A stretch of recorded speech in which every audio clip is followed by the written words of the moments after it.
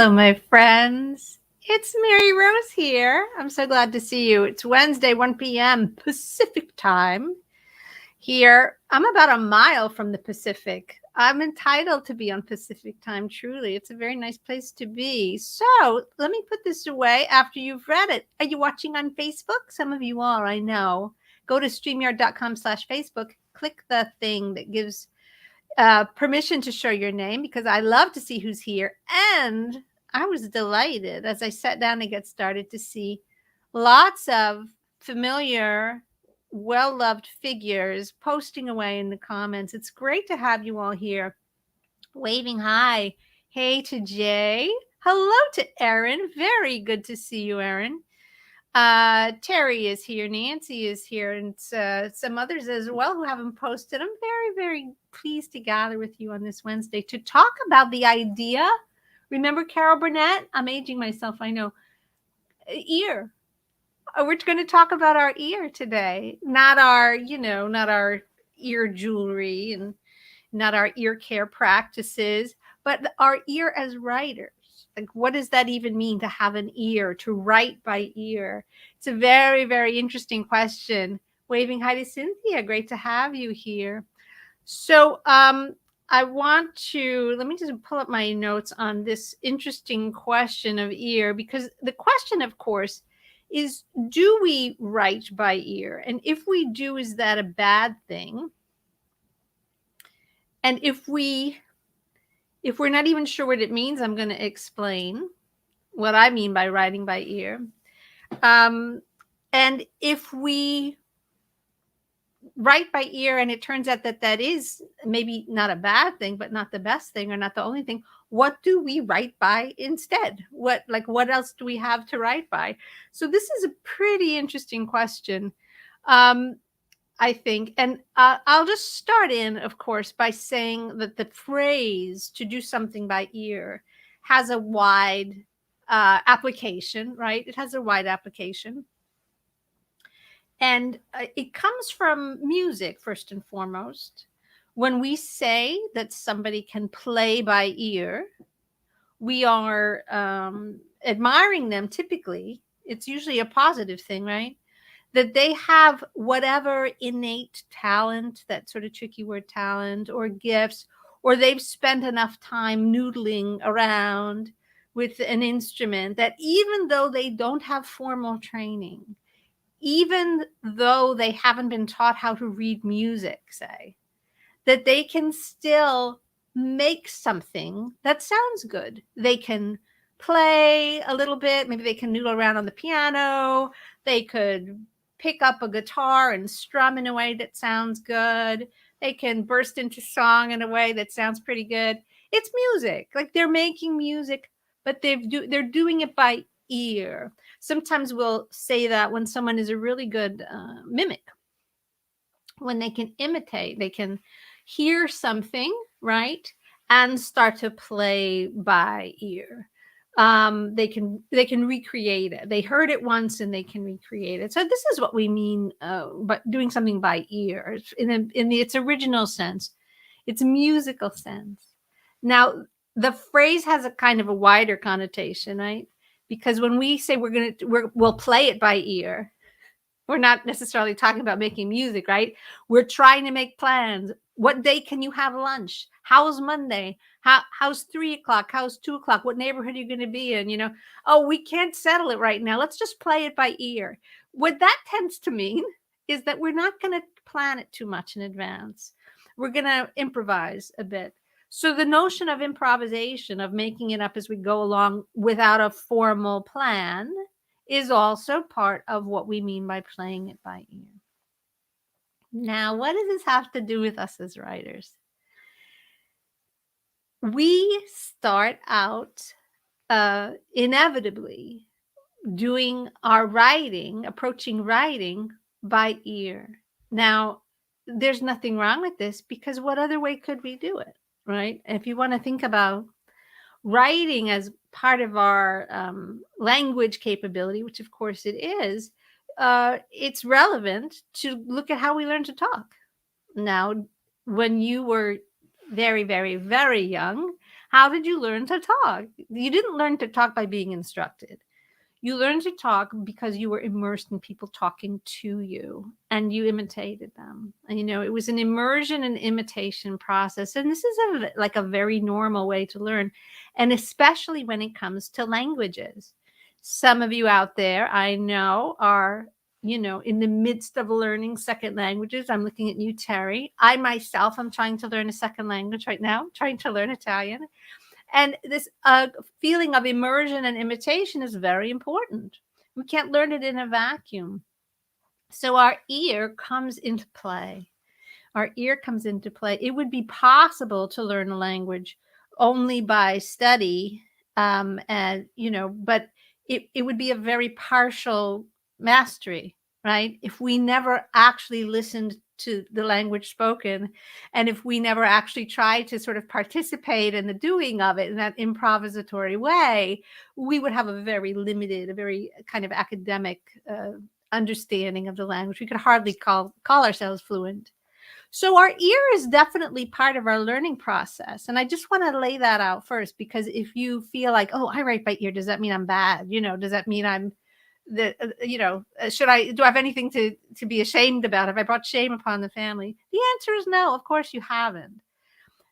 Using our ear as an important learning tool, especially when it comes to acquiring skills that have to do with language, is inevitable. It's a great thing to have. So how do we develop our ear as writers, and where does it become a limitation? That's what I want to talk about today. Because if you write by ear, but only by ear, it actually can be an obstacle. And I hope that in today's talk, I want to show you the ways in which it can hold you back. It's a kind of a common predicament that writers find themselves in. And if we can look at the ways that being over dependent, let's call it, on writing by ear is holding you back, we can then also look at the ways that consciously developing and using your ear, right, with discernment, with intention, can actually be a tremendous asset to you. So that's my plan for today. I hope that sounds good to you. See what I did there? But as always, I welcome your participation. I welcome your comments and your thoughts about writing by ear. And I want to start by sharing a really interesting comment that Terry's already posted. Thanks for sharing this, Terry. Terry writes, having played a few instruments by ear, I can attest to its limitations. But switching from what comes naturally to what comes hard, Sondheim alert, I get that reference, I'll explain it in a second, takes a discipline not familiar to the tinkerer. That's really succinct and really insightful, Terry. Thank you for sharing that. So Terry's saying here that playing instruments by ear has its limitations, but switching from what comes naturally to what comes hard takes a discipline.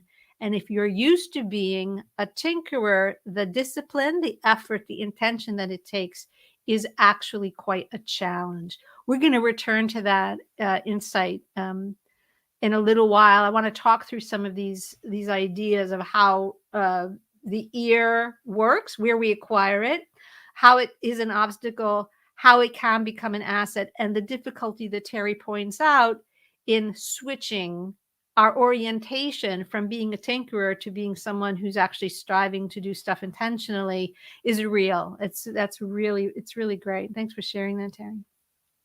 All right, where does your ear come from? Let's start right there. Your ear as a writer, where does it come from? I would say that one of the things that it comes from, most certainly and most centrally, is your reading. Now, many of us, are introduced to literature at a very young age, which is great. We're introduced to books at a very young age. We get started as readers usually by having people read to us, if we're fortunate. And we start out reading things that are quite simple. And then gradually, as we become independent readers, we gravitate toward books that we enjoy. And chances are, if you are someone who has internalized the identity and the desire to write, as part of your creative expression in this lifetime, uh, at some point as a reader, you hooked into a kind of book or a particular book or an author or just something that really inspired you in a sense, that really engaged you, that got hold of you in a special way. And lo and behold, even as a kid, even as quite a young reader, the ear that you have for writing is already being formed. And it's quite I mean, that sounds like really like your ear for a writer is formed when you're quite small, but think about it. Think about the way you grew up hearing people speak. Are you from a family where people speak really slowly and deliberately? Are you from a family where people talk rapid fire and interrupt each other and sort of jockey for the microphone, so to speak? Are you from a family that speaks in a very casual way, very almost like half sentences, and we just kind of assume that we're going to be understood because everyone knows what everybody means? Or are you from a family where you are really expected to express yourself fully and clearly before anyone's going to really hear what you have to say? Likewise, are you part of a peer group of people who value witticism, who are, jokey and who one up each other, who really thrive on witty banter, right? What are the rhythms and the sounds, the pacing and the patterns of your relationship to language? They're really, really early stuff. I have tickets for this weekend, and my fingers crossed that the performances go on as planned, to a touring production of My Fair Lady. And anybody who knows My Fair Lady knows that it's the plot focuses on taking a girl from a lower class London Cockney culture and trying to teach her how to speak with an upper class accent so that she can pass right as a lady of the nobility. And that's part of the fun of that.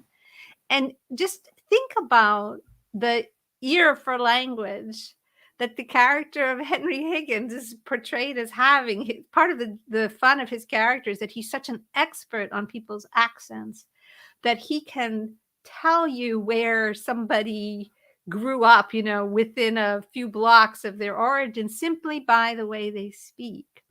So that's a wonderful story. It's based on the play Pygmalion. It's a familiar story that has themes about how our relationship to language, how we express ourselves, and how the way we express ourselves is heard by the ears of others, is a signifier for so many other things.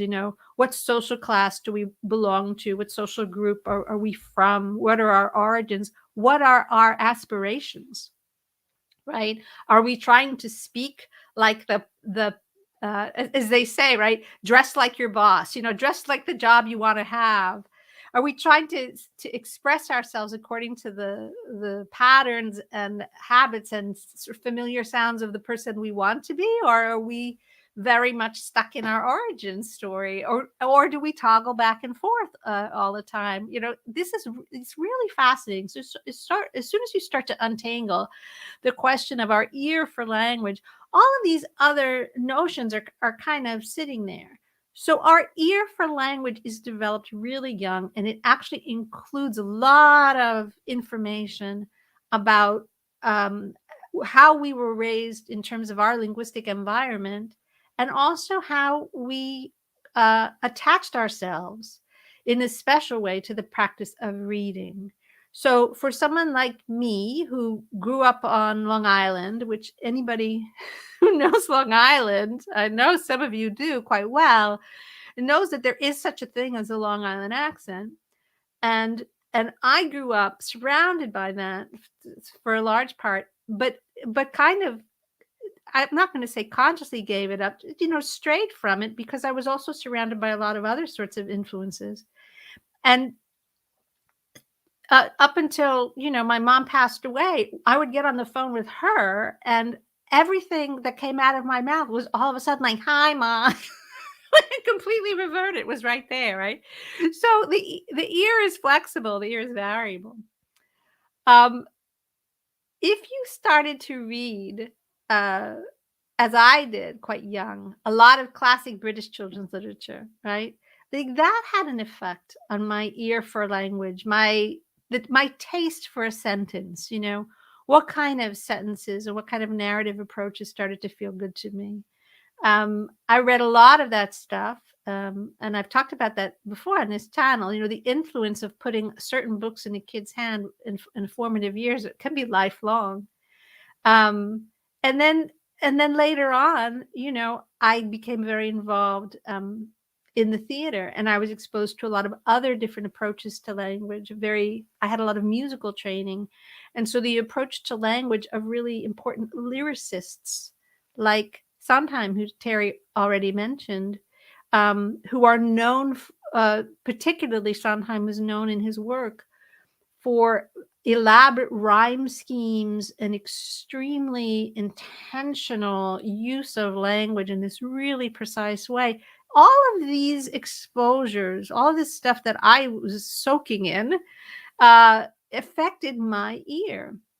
And I want you, so I'm sharing all this just to give some concrete examples, but I want you to think about where your ear as a writer comes from. What has influenced you? What kind of writing, what author, was it one of the Brontes, was it Beverly Cleary, was it Dickens, was it, somebody else? Salinger, right? It's some writer with a very distinctive rhythm and voice. Like who got under your skin in a way that if you look back, you can ruefully say, "Oh yeah, I was imitating that writer for years." It was like I caught it. I caught that voice. I caught that sound. It's really important to take the time to know what your influences are, because they're affecting the way you work, whether you realize it or not. They're affecting the way you work. So we all have this ear. And now what do we do with it when we try to I'm just getting my notes caught up with what I'm talking about. So how does it affect us when we sit down to write? Well, if we're writing by ear, this kind of mishmash of influences and habits and tastes and stuff we've read and stuff we've heard has created within us a kind of a template for what sounds right. What sounds right? What sounds good? And so when we write by ear, we're using this this sense, this intuition, if you will, about what sounds right, what sounds good to us, to guide us. And if we're only writing by ear, if that's really our main set of tools at the moment, then you have to realize that's just, it's one metric, it's one guide, it's one map to what to put on the page. And as soon as you put something down, your sense of whether it's any good or not is going to be determined on how good it sounds to your ear, And again, this isn't terrible. There's an absolutely wonderful writer named George Saunders, who has written many acclaimed short story collections, also some fiction. He wrote a really fascinating novel called Lincoln in the Bardo. Highly recommend. He also teaches writing, and in an interview that he once gave, he described his process, and he talked about he called it the forehead meter, which I thought was a terrific image, and one that I'm sure we can all relate to. That when he sits down to work, he looks at what he's doing, and it's like there's like a little gauge, a little meter, like a gas gauge on your car. This is just like a little needle, that's going back and forth, like whatever his sense of what sounds right, what feels correct, what feels good. If the needle goes toward it, it's good. But sometimes the needle's like, no, that's not so good. And then he knows that it needs further work, right? So this is one of the things that we do with our ear. We use it as the way we measure whether what we're putting down is any good or not. Now, how is that an obstacle? Shouldn't it be a good thing to have some way of judging our own work so that we can make it good? It is, but if your ear is the only thing that you've got, um, it is, hang on a second. For some reason, my notes are really behind. They're behind me. They're not keeping up with me today. Right. So if your ear is the main thing that you've got, it can be an obstacle. It can hold you back. Here's one of the ways in which your ear can hold you back. It has picked up bad habits. Now, if your ear has picked up bad habits, then it's not going to be the most reliable guide to whether what you're creating is good or less than good, still needing improvement. How might your ear pick up bad habits? What do I mean by that? Well, all this discussion of where we acquire language, how we pick up accents, how we imitate the stuff that we read, is a clue, right? We pick up the habits that we're surrounded by. And if we are surrounded by a Long Island accent, we're going to grow up talking that way. And if we don't want to talk that way, it's too late. We have to work hard then to break that habit. If you're reading a lot of stuff that's not that well written, and you may have picked up bad habits. Now, I know it's a little bit controversial. It's a little bit provocative to be judgmental in this sense, this hierarchical sense, like good writing versus bad writing. There's, anytime we want to create a hierarchy of quality, it opens up a lot of questions. And I don't want to downplay them, but I also don't want to be afraid to talk about the fact that if our writing is mediocre and we want it to be better, that this is a very valid desire, and that we can judge for ourselves whether what we're doing is at the level that we want it to be. And if it's not, then we can say, no, it's mediocre, it's amateurish, it's not where I want it to be. But if your ear has been steeped in a kind of work that is not striving to be at the level that you actually want your writing to be at, then you've got a little problem, right? Because your ear is a little weak. It's gravitating toward the way you fed it. You've fed it with writing that's not that ambitious, and then you look at your own writing and it doesn't make it to the level that you want it to be at, but you can't really use your ear to guide you out of it, right? It's not a very good flashlight.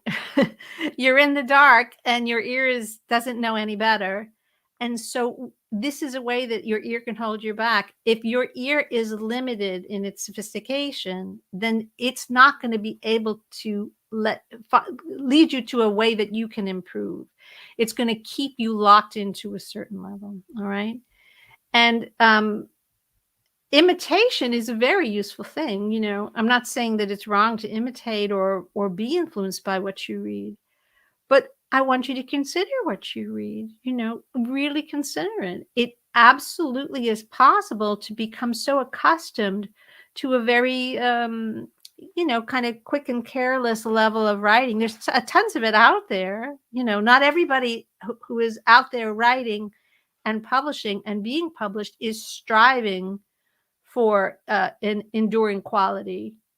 They're not all striving for that. And if that's mostly what you're reading, then just know that your ear is going to become really accustomed to it. Oh, great quote. I'm going to bring up Jay's great comment here. You are what you eat, you write what you read. Beautifully expressed. Beautifully expressed. Oh, and Terry, this is sort of charming here. Terry got in trouble at her high school reunion for not having a Long Island accent anymore. Oh, look who got fancy, right? Definitely something to talk about. Very, very interesting. Very interesting. I want to come back to that as well, Terry. The obstacles, the obstacles to sort of switching around some of these signifiers. We can have internal obstacles, but the truth is there are external obstacles as well. So your ear can be limited. It can be not so great. Here's another thing that your ear as a writer can do that's somewhat of an obstacle. And I recently had an experience of just this kind of thing.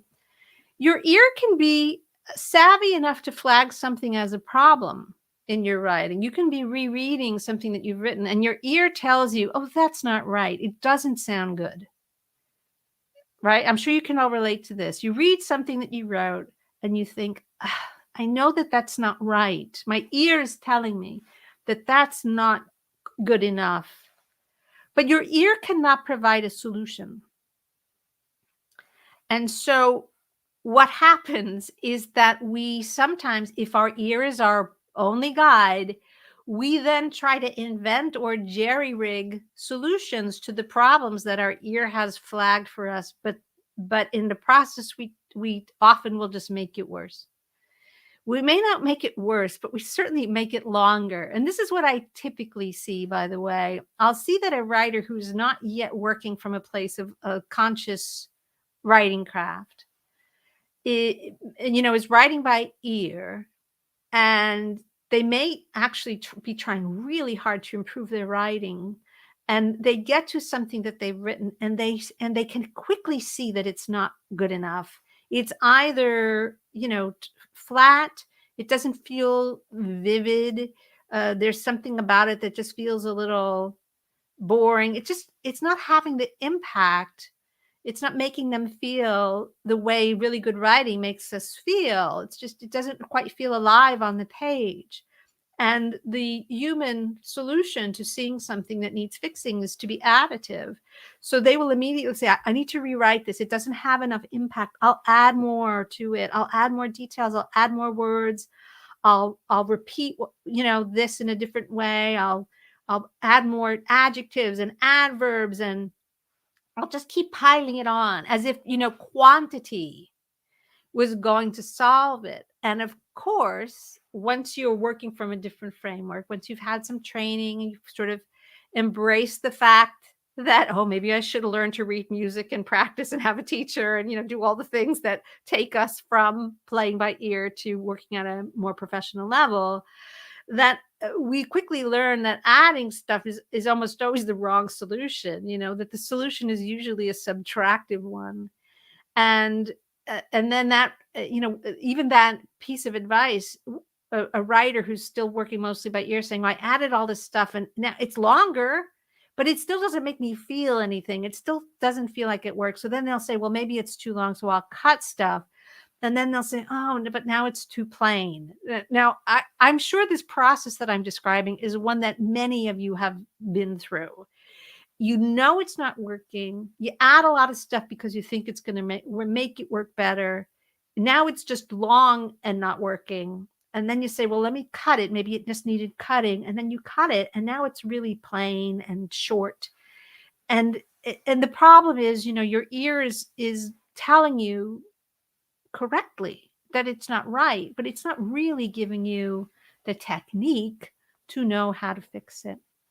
And so people get stuck in this loop for a long time. It's one of the reasons that developing writers will also often talk about how hard it is.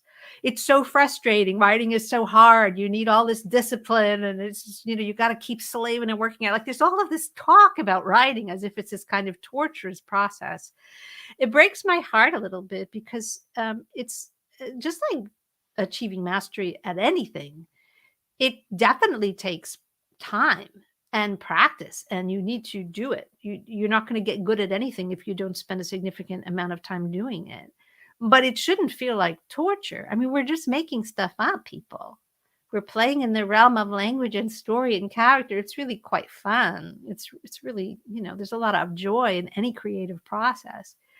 And so if you find yourself in that kind of loop of frustration, one of the questions that I want you to ask yourself today is, How much are you relying on your ear as opposed to relying upon some technical approach, some way of working that is informed, so that when your ear flags something as being in need of improvement, you actually have some strategies that you actually know what to bring to the table. Here's another way your ear can be an obstacle. And this is the kind of obstacle that is, I would call it a form of resistance against learning, you know, and which we have a lot of. I don't want to let anybody off the hook here, even those of us who are sincere in our commitment to wanting to improve and get better. We will sometimes come up against information that challenges us, by which I mean it challenges our ear, it challenges our habitual way of working. And instead of saying, it's time to drop my ear and start embracing technique, we say, well, but I can go to the bookshelf and I can find a book that does exactly the thing that my instructor is telling me not to do. But look, I just found it in a published book, so therefore it must be okay. Listen, I don't have to tell you about human nature because I'm human, you're human. We know all about human nature. We're very good at finding evidence to back up the position that we want to take. If we're comfortable holding a certain point of view and something comes along to challenge that point of view, we may quite unconsciously, this is a very human impulse, quite unconsciously, we may immediately scan for evidence to back up our position to prove that we are right all along, and that this uncomfortable challenge to our habitual way of doing things, it should be rejected. It's no, that doesn't apply to me. You may say so, but not everybody agrees with you. Therefore, I'm going to do it this way that I found in the mediocre book on the bookshelf. Listen, if your ear was in part developed by reading, not terribly ambitious work, and you say, well, I'd like to be a better writer, but then you find yourself running back to the bookshelf saying, but look, so-and-so does it this way. So-and-so does it this way. I just want you to see the ways in which you've created a circular journey for yourself. You're going around in a circle that's designed to keep you at the level you're at. And it's all because the discomfort of change is significant. Now, I want you to remember this, the parable of Terry Finn at her high school reunion that she just shared with us a minute ago. If she grows up and she takes the trouble to decide she doesn't want to go through life with an accent that places her so quite firmly on the South Shore of Long Island, and then she goes back years later to her high school reunion and everyone goes, what happened to you? You don't talk right anymore. People challenge her for change. That is but one hilarious and personal example. I thank you again, Terry, for sharing it, of how anytime we want to change things that have a kind of a history to them, whether it's a personal habit, our personal habitual ways of working, our own reflexes, or our habitual ways of interacting with the world, there will be pushback. There will always be pushback.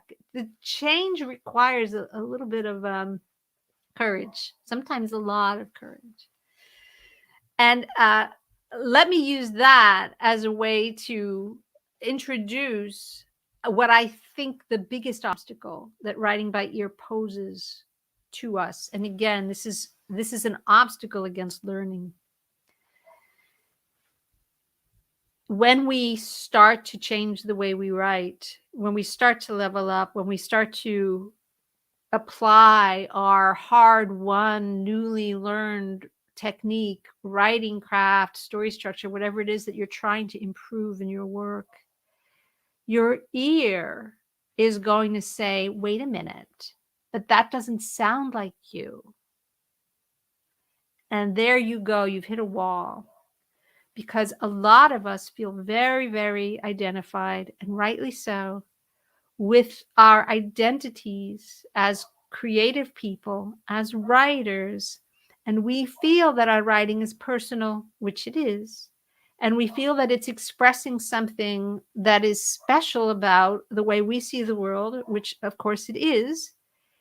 And that this feeling that it doesn't sound like us is a giant red flag that we are being lured away somehow from our authenticity, that we're being pushed to give up something authentic and true about ourselves, and that is a warning that we should heed. Now, this is a very noble kind of form of resistance, isn't it? Because that all sounds quite respectable. I mean, that sounds quite admirable, doesn't it? They told me to give up my way of doing it, but it didn't feel like me. It just didn't feel authentic. It just didn't feel true to me. That's not the way I write. That's not the way I sound.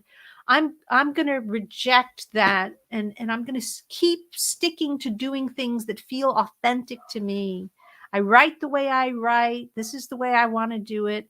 And you just, I mean, you can sort of hear the music swelling, right? Like that just feels almost heroic, a heroic stance. I got to be me. I'm going to do it my way, right? We've got all these great songs celebrating that I'm going to do it my way. Here's the thing. When we start to play the violin, you know, we're going to make horrible squealing, screeching noises. Those are the noises of a beginner. Those are the noises of an untrained musician. That's not the authentic voice of that musician, right? That's not the way they play. If you go to them and you say, you know, if you held the bow this way, you might get a tone out of it. And they'd be like, no, that's not how I do it, right? We quickly understand that that's not, you know, that's not a rousing anthem to individual expression. That's a stubborn person who feels threatened by being corrected. It's very easy to see in that context. It opens up a reminder that there are these really great ideas in the sort of field of learning theory about what it means to have a fixed mindset versus a growth mindset. I'm sure a lot of you are familiar with this work. Lots been written about it. When we have a growth mindset, new information, the opportunities to change how we think, to have different experiences, and to feel ourselves constantly expanding in our perception and what we know and how we think about things, to keep adding nuance and complexity and fresh perspectives. That's growth. It's expansive. That's a growth mindset. And that's it's associated with people who are curious, who love to learn new things, who are lifelong learners, which is a great phrase, and certainly something I think I aspire to, and I hope you do as well. So that's the growth mindset. But there's also such a thing as a fixed mindset. And a fixed mindset is the kind of mindset in which any new information has to kind of be evaluated for its degree of threat before we can absorb it. And the truth is, I mean, it sounds like, oh, growth mindset's great, fixed mindset's bad, you know, but the truth is these are temperamental differences. Some people have more open temperaments and some people have more safety, security, and caution oriented temperaments. And I think this is pretty well documented. And so I would say creative people tend to skew often toward openness and curiosity, but don't ignore the possibility that you might have some fixed mindset habits having to do, maybe not across the board in your life, but maybe when it comes to certain endeavors. If you've got a fixed mindset, any challenge to the way you habitually do things, the way you're accustomed to thinking about them, is going to feel almost like an attack. And it's going to ultimately feel like an identity threat, right? Because when you say, that's the way I write, that's how my writing sounds, that's how I express myself. And what you're doing is you're putting your ear so in charge that you've identified your sense of self, of who you are, has become completely identified with your current kind of undertrained level of writing craft. You're like the person who's screeching away in the violin saying, no, this is just the way I play. That's not the way you could play.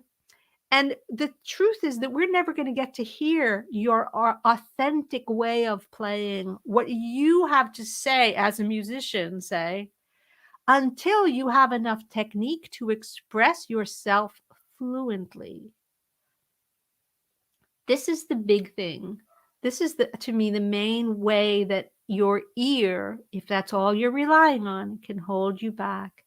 It can keep you stuck in thinking that the way you currently write is somehow part of your identity as an artist, when in fact, the way you currently write is maybe a stepping stone onto the finding, freeing, discovering, releasing your real authentic voice as a writer, which is only going to be truly available to you once you've solved the technical problems that are holding you back.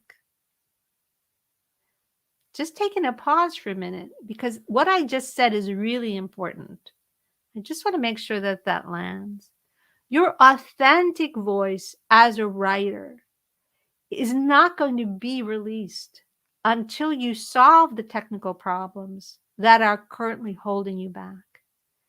So don't let your ear be so protective of your current way of writing that it blocks out this insight, that poor technique is disguising your authentic voice. It isn't your authentic voice. It's disguising it. We want to get it out of the way, and we want to give you the technique so that you can really be fluent and really express yourself the way you want to express yourself.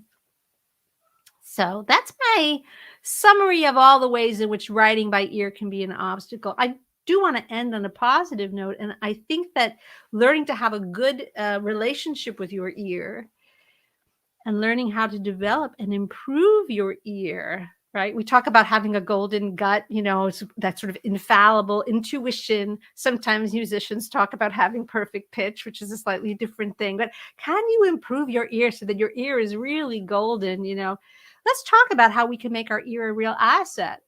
Well, if reading less than, spectacular work in volume is one of the ways that we can keep our ears a little bit mediocre, obviously, and as Jay pointed out earlier, if you read really good stuff and you read a lot of it and you force yourself to read widely and maybe even a little outside your comfort zone, your ear will develop.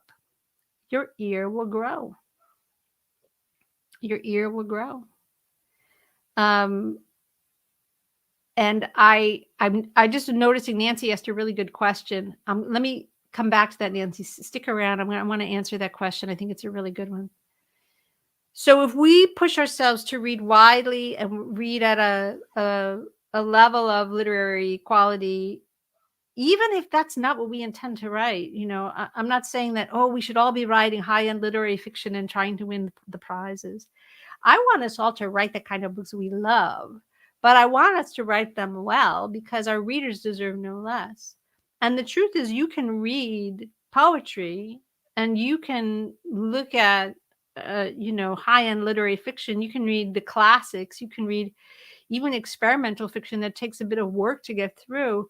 All of this is exercise for your ear, right? It's all expanding your sense of what's possible. Just like music. If all you ever listen to is the Beach Boys, amazing. Love the Beach Boys. Listen to the Beach Boys. A lot of music does not sound like that, And if you say, I like music, but I only listen to this one very particular style, this one very particular band, you may get a lot of pleasure out of it, but your ear is woefully underdeveloped. So I hope that analogy makes sense to you all. Read stuff that you wouldn't normally read, and read it, with curiosity. Don't always be seeking to be entertained. Sometimes you can just get a lot out of diving into something that's a challenge. One of the sort of fun exercises that we do in Path of the Storyteller is an exercise in absolute imitation of some of our favorite writers. My current Path of the Storyteller students, those of you who are in the program now, we're going to get to this, so don't you worry. We're not going to get to it just yet, but we will before the program's over. And this too can be a kind of a fun exercise. If we know where our ear developed and we can see who we're imitating in our habitual way, you can get intentional about that. And you can strive to change up the way you write by imitating different writers. If you like to imitate Jane Austen, and you'd be surprised how many people do. I occasionally get email from readers who I guess because they're writing to me about my middle grade series, The Incorrigible Children of Ashton Place, which is set in Victorian England. They think it's adorable to write to me in this kind of, very fancy Jane Austen type of voice. It always makes me laugh, because sometimes the kids write to me that way, and that's hilarious. But then sometimes the mothers write to me that way. And in a sense, that's even more hilarious. It's fun to imitate style as a game, and just as a way of loosening whatever grip your ear may have on this is the way I write. It's like, no, you can write any number of ways. It's all technique. It's intentional. Right? You can do all of those things. As you explore and expand your reading, look at other forms as well. Sometimes writers come to me and say, I really wish I wrote better dialogue. And I say to them, do you read plays? Do you ever look at plays? And chances are they don't. And not a lot of people read plays for reading entertainment, because plays, of course, are made to be seen. But playwrights know a lot about dialogue. And if you read a really good play, you're going to get a sense of just how much work dialogue can do. And I would strongly suggest, if you'd like to expand your notion of what dialogue looks like on the page, read plays. If you want to expand your sense of how imagery can work, how language can be combined, read poetry. Really, really go out of your way to be a student of language, a student of how language and all of its components can work. Another way that your ear can really be an asset to you is in the subject of voice, which is a big topic, and we've talked about it on the channel before. I think I did a whole live stream about it. But your voice, the voice of a particular book, and your overall voice as an author, once you've written your way through all of the imitation phase, that's a very normal part of developing as a writer. And honestly, the only way to get rid of it is to write so much that all of your influences kind of simmer down and they become unrecognizable. So it's not obvious now, like, oh, she's, a cocktail made of 1 part Charlotte Bronte and 2 parts Kipling and, 3 parts Salinger. Like, all of their influences are in there, but they've been deconstructed and they've been reassembled. And now you've got a chance to have your authentic voice sort of shining through. You only get there by writing a lot. Just want to make that clear. When you've got a particular book in progress, you're writing, you're revising, chances are that book will be aiming for a particular voice, a particular tone, particular reader. And your ear will be a very helpful tool to quality check the voice throughout, to make sure it's consistent, that it doesn't change, that chapter 5 feels like it's part of the same book voice-wise as chapter 1. And this is quite a useful and important part of quality checking, because often we write a draft and our command of the voice of the book gains clarity as we write. And so the beginning chapters may not be in the more well-developed voice at the end of the book is. And when we go back to revise, sort of bringing the whole book into the same voice is one of the things that we have to do. So your ear, if you put it to work doing a job that it's well suited for, that's a great job for your ears. You can use your ear to do that. And the last thing that I wanted to say about how our ear can be an asset is the read aloud check. Now, even if you're not writing for young readers, your book will be read aloud. It will be read aloud one of two ways. If you are writing for young readers, obviously your book's going to be read aloud by parents, by teachers, by librarians, right? That's just part of writing for young readers. We must always think about how our book will work as a read aloud.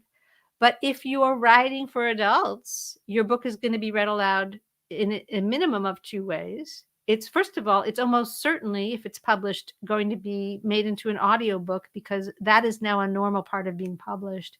Most books are made into audiobooks. People love audiobooks. They're booming. It's a growing section of the publishing industry. And even people who independently publish are putting out audiobooks to go with their books. So just know that this is something that you definitely, from a purely practical standpoint, must think about. But a book that sounds good read aloud is a better written book, right? Because the other place that your book is read aloud is in the head of the reader. And if you think about this for a minute, you know it's true from your own experience. Reading has this auditory quality.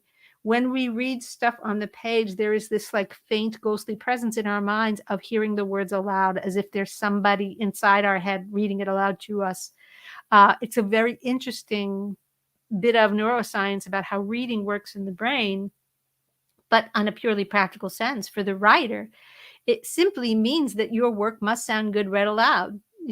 So your ear can be a great asset, because if you read your own work aloud, you will catch a lot of things. You will catch all the ways in which you're being repetitive, in which you've got sing-song or monotonous rhythms.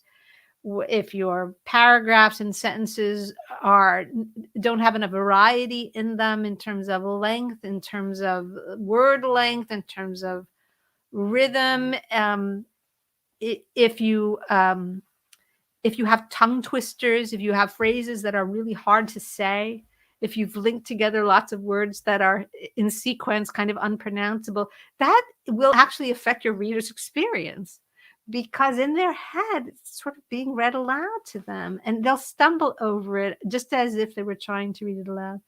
So that is the practical, very practical way in which your ear can help you out, is helping you make sure that your work passes the read aloud test. Now, I want to address a couple of questions and then wrap up. Let me go back to Nancy's really interesting question, asking for a friend. You are so charming.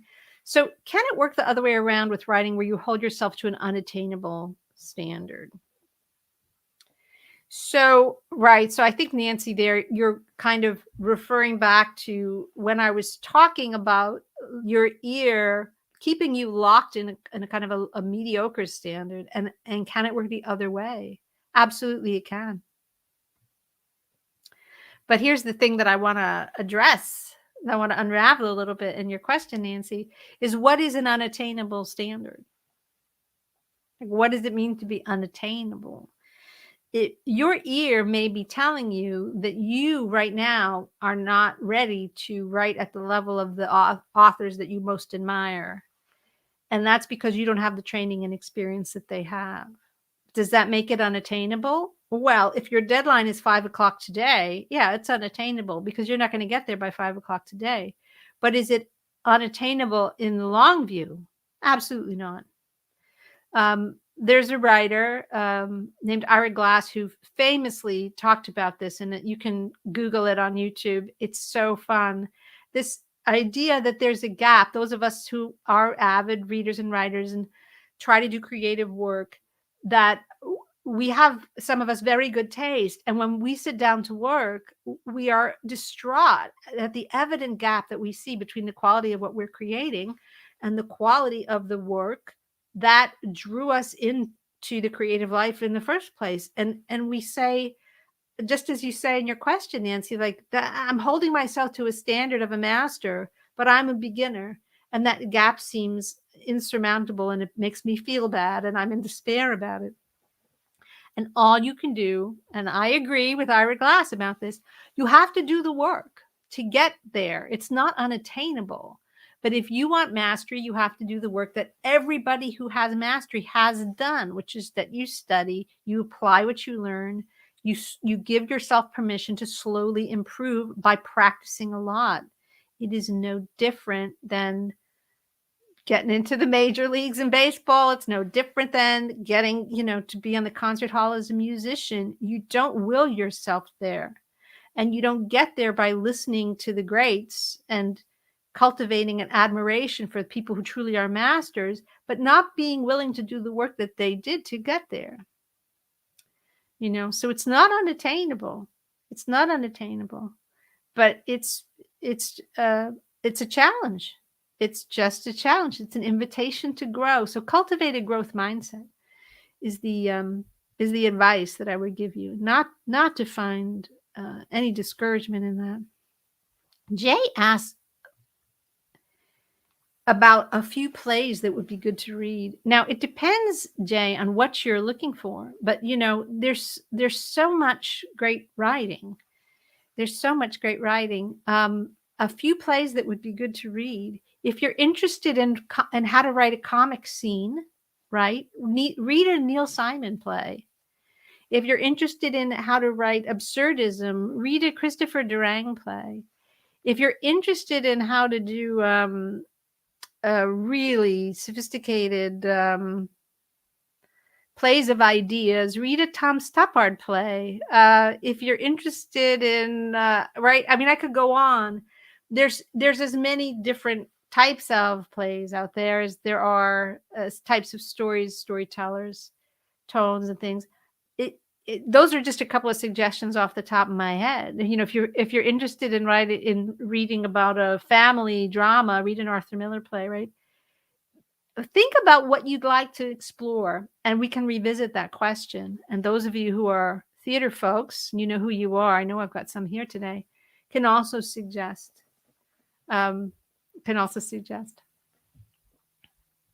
Wonderful. All right. So in conclusion, let me wrap up super quick because we've been on for a while. There is a saying that writers cannot be objective about their work, and that writers can never be objective about their work. And that this saying is, in a sense, something that writers are told, that you yourself have no objectivity about your own work. And therefore, when an agent tells you something's wrong with it, or when your critique group says something's wrong with it, or when an editor gives you notes and says, this is what I want you to do, that you really have no defense because you're the writer and you have no objectivity about your work. This makes me a little mad. I'm not going to lie about it. This is a kind of a thing that makes me a little cranky. It is true that a writer who is writing using their ear alone cannot be that objective about their work because their ear is all they have. They're in a kind of a closed loop of feedback about their work. They wrote it a certain way because it sounds good to them. And then when they go to try to improve it, it sounds good to them. So they actually don't know what to improve. And around they go. And it's only the freshness of someone else's perspective who has a different ear that is able to say, well, look at all of this, right? So a writer who's writing by ear is, in a sense, helpless. And I don't like that. That's why it makes me mad, because I am pro writer. I'm on team writer here. I'm on your side. And a writer who has writing craft actually has a lot of tools to apply to their work. They are not dependent on their ear. And therefore, a writer who has the craft to actually know what to look for and how to fix it can be quite objective about their work. But that is something that you earn by learning craft, by learning technique. All right.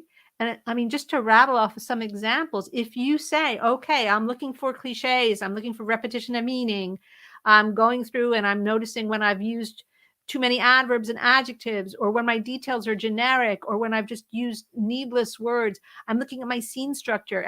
Has the scene started too late? Is the protagonist passive? Is there enough strong sense of what the objective is and what the obstacles are and what the consequences of that conflict are? I mean, you can rattle off, if you have technique, 1,000,001 things that you can use to evaluate your work.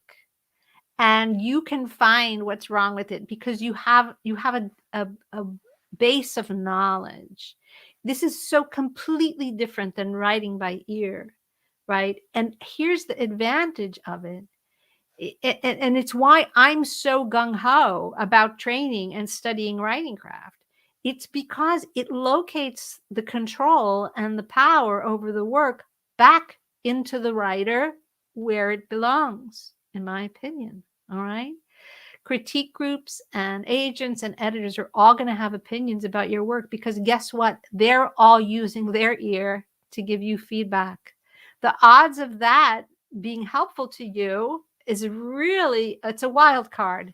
I mean, there might be stuff you learn that's helpful, but it's possible also that you might just be hearing what somebody else's very subjective ear is telling them about the way you did it, right? If you have technique, if you take the time to master the craft, you are putting yourself back in the driver's seat of your own work. I do think that as a strategy for sustainable and happy life as a writer, you need to understand that as the writer, you should be the person in the room who knows most about writings. Your agent has probably never written a book. Your editor, I mean, there are some exceptions, but your editor is an editor. They've probably never written a book. And chances are a lot of people in your critique group, they may have written a book, but I mean, where are they in their careers? Like, have they published a book? Have they, are they coming from at a place from craft, or are they a peer? I'm not saying that there's anything wrong with that, but you have to be wary. You have to be awake to the fact that if everybody's running the show by ear, it's not going to be as valuable as working from a platform of a real technique and having some writing craft under your belt. All right. So I offer all of this to you because I want you to feel confident that you can have the kind of objectivity about your own work that will enable you to not only write, but revise your own work in a way that closes that gap that Ira Glass talks about and gets you, every time you sit down to work, closer and closer and closer to the kind of writing that you've set out to create. You get to set your own goals about that, but the bottom line, of course, is the writing that's going to engage the reader. It's going to please the reader and allow you to connect and put your creative energy, what you have to say about life, out into the world where other people can benefit from it. All right. And we'll close up with Jay's comment. Yes, go team writer. It doesn't work to rely on agents and editors to revise your writing. It does not work. They will try to, but you are in a much better position if you have the skills, if you've done the work to go in there with something that you're not going to rely upon someone, to tell you how to do your job. They've got their own jobs to do. I mean, I'm a big fan of agents and editors. I've had so many great ones and continue to have great ones. But an agent's job is to be a great agent. An editor's job is to be a great editor. The kind of feedback that they can give you on your work is invaluable, but they're not your writing teacher. I just want you to remember that. How could they be? That's not their job. They'll know a lot about the marketplace. They'll know a lot about other things, but they're not your writing teacher. All right. All right, gang. Thanks for sticking around. I don't know how this one got so long-winded. But I'm very glad you were here and I appreciate it as always. Come back next Wednesday. We'll talk about something else. If you've got a topic you'd like me to discuss, please leave it in the comments.